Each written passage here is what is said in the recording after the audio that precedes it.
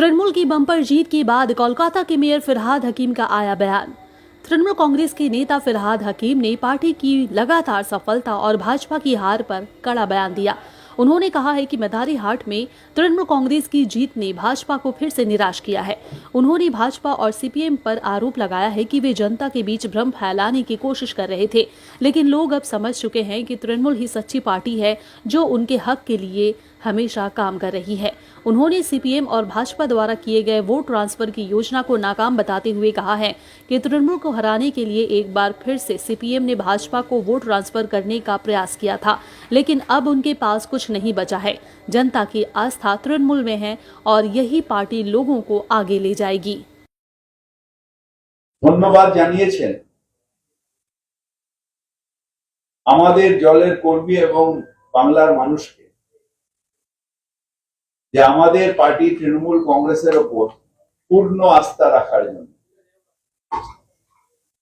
মানুষ মমতা বন্দ্যোপাধ্যায়কে বিশ্বাস করেন এবং তৃণমূল কংগ্রেসকে বিশ্বাস করেন। তার যে উন্নয়ন, সেই উন্নয়নে পূর্ণ আস্থা রেখেছেন এবং তাই একটা বিপুল পরিমাণ জয় এই বাই ইলেকশনে 6টায় 6টা তৃণমূল কংগ্রেস পেয়েছে। আমরা মানুষকে এবং আমাদের দলের কর্মীদের ধন্যবাদ জানাই।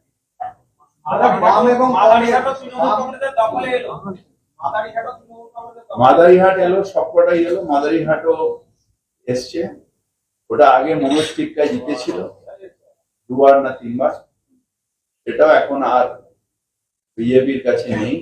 কিছুটা ভুল বুঝিয়ে চা বাগান করে করেছিল, সবটাই এখন তৃণমূল কংগ্রেসকে মানুষ বিশ্বাস করছে এবং এই নিয়ে বাংলা এগিয়ে যাবে। বিজেপির বক্তব্য যে নির্বাচনে তারা কোনো আদৌ ভুল করতে চায় না। আমাদের সুকান্ত মজুমদার বলছে যে এবার লক্ষ্য হচ্ছে 26-26-এ বিজেপি। একটা হচ্ছে নাচতে না জানলে উঠান বেকা, আর যেখানে মুখ থুবড়ে পড়ে, এখানে যে ক্লাস 1-এই মুখ থুবড়ে পড়ছে সে বলছে আমি হায়ার সেকেন্ডারি পাস করি। শুনলেও হাসি পায় বিজেপি বসছে। বিগতদিনে এতগুলো আন্দোলন, সরকারের বিরুদ্ধে এত কিছু হয়েছে, তারপরেও কিছু মানুষের আস্থা তৃণমূল কংগ্রেস এবং মমতা ব্যানার্জির প্রতি পূর্ণ আস্থা আছে। আন্দোলন করে পেছনে দাঁড়িয়ে থেকে বিজেপি সিপিএম ভেবেছিল যে নেপোয়ে মারে দই, আন্দোলন হচ্ছে একটা কারণে ঢুকে গেল, কিন্তু মানুষ জানে যে তৃণমূল কংগ্রেস ছিল, আছে, থাকবে। অধিকাংশ জায়গায় বাম এবং কংগ্রেসের জামানত বাজেয়াপ্ত হয়েছে। তার কারণ হচ্ছে যে একবার তারা নিজেদের ভোট বিজেপিকে ট্রান্সফার করে দিয়েছে পরিকল্পিতভাবে তৃণমূল কংগ্রেসকে হারানো। এখন আর মানুষ তাদের বিশ্বাস করছে না, তাই তাদের মাটির তলায় যে যা ছিল পায়ের তলায় মাটি, সেটাও হারিয়ে গেছে। নির্বাচনে এমনিতেই ভোট কম পড়ে, সেখানে এই ব্যাপক জয়, মানে ভোট পার্সেন্টেজ তো তৃণমূলের অনেক। সবাই যারা গেছেন, বেশিরভাগ, আমিও উপনির্বাচনে 89% ভোট পেয়েছিলাম।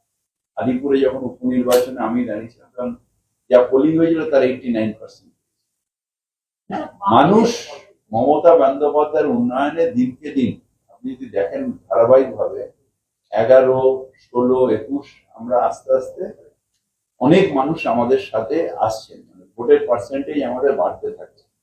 তার মানে মমতা ব্যানার্জির উন্নয়ন, মমতা ব্যানার্জির যে বাংলাকে এগিয়ে নিয়ে যাচ্ছে, এটার প্রতি মানুষের পুরো আস্থা আছে। আমাদের যে ভোট কংগ্রেসে গেছিল, বিজেপিতে গেছিল, সেগুলো কি তৃণমূলের থেকে কিছুটা এসছে বাই ইলেকশনে? তৃণমূল কংগ্রেসের ভোট হচ্ছে ধর্মনিরপেক্ষ মানুষের ভোট, গণতান্ত্রিক মানুষের ভোট, বাংলাকে এগিয়ে নিয়ে যাওয়ার ভোট, বাংলায় পুরো আস্থা রাখার ভোট। এই ভোটটা আমরা পেয়েছি।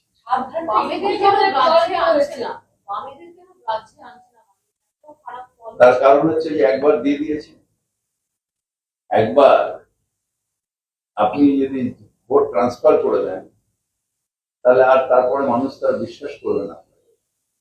আর আরেকটা হচ্ছে অর্গানাইজেশন। যে অর্গানাইজেশনটা আজকে কারণ নেই, তৃণমূল কংগ্রেস ছাড়া কারণ নেই। টিভিতে নিশ্চিতভাবে ওরা আছে, আলোচনায় আছে, টিভিতে বড় বড় কথা বলার জন্য আছে, ওরা টিভিতে বেঁচে আছে, আমরা মানুষের মনে বেঁচে আছি। এই কথা।